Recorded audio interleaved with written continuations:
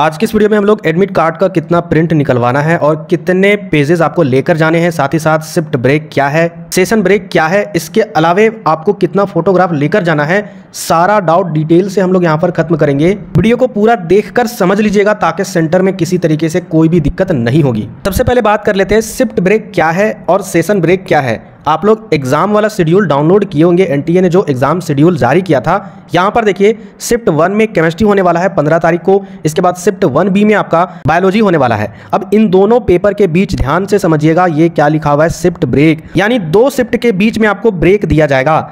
ऐसा नहीं होगा कि आपने केमिस्ट्री का एग्जाम दिया उसके बाद तुरंत आपको 5 मिनट या फिर 10 मिनट के बाद दूसरे शिफ्ट में आपको बायोलॉजी का एग्जाम में बैठा दिया जाएगा। यहां पर क्या लिखा हुआ है, बीच में शिफ्ट ब्रेक, और कितने समय तक आपको शिफ्ट ब्रेक दिया जाएगा, 75 मिनट का दिया जाएगा।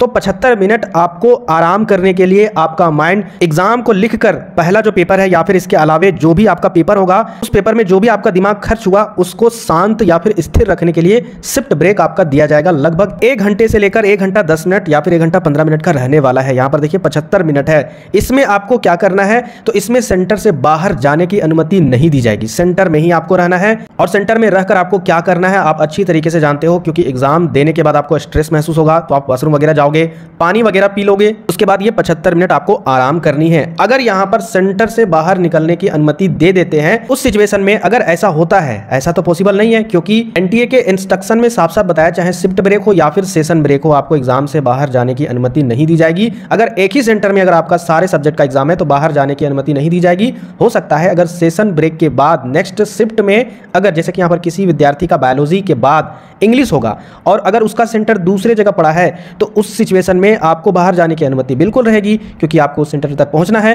तो उस सिचुएशन में आप बाहर जा सकते हो। लेकिन अगर एक ही सेंटर में सारे पेपर का एग्जाम है, चाहे वो केमिस्ट्री हो, बायोलॉजी हो या फिर इंग्लिश हो या फिर जनरल टेस्ट हो, एक ही डेट में, तो शिफ्ट ब्रेक हो या फिर सेशन ब्रेक हो, कभी भी आपको बाहर निकलने की अनुमति नहीं दी जाएगी। अगर बाई चांस सेंटर की तरफ से आपको बाहर निकलने की अनुमति दी जाती है, चाहे वो सेशन ब्रेक हो या फिर शिफ्ट ब्रेक हो, शिफ्ट ब्रेक आपका लगभग 1 घंटे का ही रहने वाला है, लेकिन सेशन यहां पर देखिए लगभग 2 घंटे का रहने वाला है। तो उम्मीद यही जताई जा रही है 2 घंटे वाला जो सेशन ब्रेक है इसमें आपको बाहर निकलने की अनुमति दी जाएगी। तो इसमें आप जो भी खाने वाली चीजें लाए होंगे या फिर बाहर में जो भी चीजें होगी आप खा सकते हो। इससे क्या होगा कि भूखे पेट दिमाग नहीं चलता है, कुछ भी अगर खा लोगे तो 100% एग्जाम लिखने में दिक्कत नहीं होगी। तो यही आपका सेशन ब्रेक और शिफ्ट ब्रेक। इसके बाद दूसरा डाउट स्टूडेंट के अंदर बहुत ज्यादा क्रिएट हो रहा है कि फोटो कौन सा लेकर जाएंगे, आधार कार्ड में जो फोटो मेंशन है वही फोटो लेकर जाना है या इसके अलावे कोई नया फोटो लेकर जाना है। तो फोटो आपको वही लेकर जाना है जो आपने सीयूईटी के एप्लीकेशन फॉर्म में डाला था, वही फोटो आपको लेकर जाना है। कोशिश कीजिएगा दूसरा फोटो ना लेकर जाए क्योंकि सेंटर में प्रॉब्लम हो सकती है।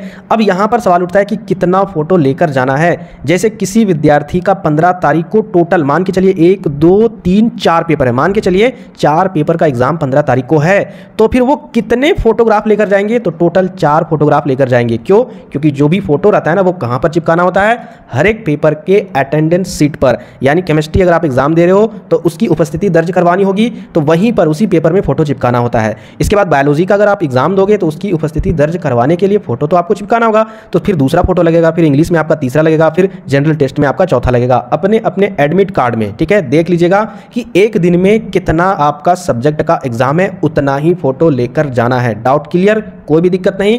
आगे बढ़ते हैं। एक दिन में कितना एडमिट कार्ड आपको लेकर जाना है, उससे पहले आपको जानना होगा एडमिट कार्ड में क्या क्या पेज प्रिंट करवाकर एग्जाम सेंटर में लेकर जाना है। बहुत सारे स्टूडेंट का डाउट था कि सर क्या दोनों तरफ हम लोग प्रिंट करवाएंगे, आप दोनों तरफ प्रिंट क्यों करवाओगे। किसने कहा कि एक पन्ने में दोनों साइड आपको प्रिंट करवाना है, ये गलत है। आपको एक पेज में ये जो यहां पर दिख रहा है पहला वाला जो पेज जिसको आपने डाउनलोड किया था, एक पेज में इसको आपको प्रिंट निकलवा लेना है। इसके बाद इसमें क्या क्या रहने वाला है, इसमें आपका इंफॉर्मेशन रहेगा। इसके बाद यहां पर आपका सेंटर वगैरह जो भी टेस्ट डिटेल है वो सारा कुछ यहां पर रहेगा। ये एक ही पेज में आ जाएगा। दूसरे पेज में आपका क्या आएगा, यहां पर देखिए, पर जो आप अपना नाम भरोगे, इसके अलावा आप अपना जो एड्रेस डालोगे, अंडरटेकिंग वाला फॉर्म ये दूसरे नंबर पर रहने वाला है। इसका भी आपको प्रिंट आउट निकलवा लेना है। ऐसी गलती मत कीजिएगा, एक ही पन्ने में एक साइड इसका निकाल लिए, इसके बाद एक ही पन्ने में दूसरे साइड इसको निकाल लिए। ऐसा बिल्कुल भी गलती नहीं कीजिएगा, अलग अलग पेज में दोनों को निकालना है। इसके बाद तीसरे नंबर पर आपका इंस्ट्रक्शन आता है, इसको भी आपको निकलवा लेना है। अब ध्यान से समझिएगा, किसी विद्यार्थी का अगर 15 तारीख को एग्जाम है, ठीक है, 15 मई को टोटल 4 पेपर का एग्जाम है। मान के चलिए केमिस्ट्री भी है उनका, साथ ही साथ बायोलॉजी, साथ ही साथ इंग्लिश और जनरल टेस्ट, चारों पेपर का एग्जाम है। मैक्सिमम देखा गया है कि 2 पेपर का तो जरूर है, इंग्लिश और जनरल टेस्ट का। तो आपको कितना एडमिट कार्ड लेकर जाना है। अगर टोटल 4 पेपर का अगर आपका एग्जाम है ना, तो टोटल 4 एडमिट कार्ड का प्रिंट आउट निकलवा लीजिएगा, क्योंकि एनटीए अभी तक से क्लियर नहीं किया है एक दिन में कितना एडमिट कार्ड आपको लेकर जाना है। लेकिन इंस्ट्रक्शन के अनुसार हम लोग अगर जाए तो इंस्ट्रक्शन में साफ साफ ये चीज़ बताया, अगर केमिस्ट्री का अगर आप एग्जाम दे देते हो, उसके बाद एग्जाम जैसे ही खत्म हो जाता है, फिर आपका ओएमआर शीट और एडमिट कार्ड दोनों रख लिया जाएगा।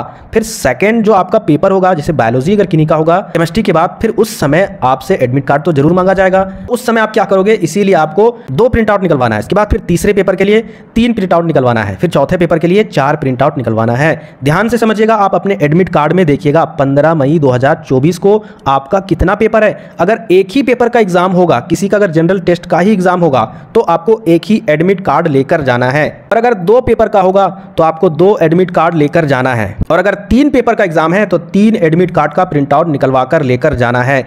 और हमेशा याद रखिएगा, एडमिट कार्ड के साथ जो आपका सेल्फ डिक्लेरेशन वाला फॉर्म है उसको भी लेकर जाना है। जितना आपका एक दिन में पेपर का एग्जाम है, उतना एडमिट कार्ड भी रहेगा, उतना सेल्फ डिक्लेरेशन वाला फॉर्म भी रहने वाला है।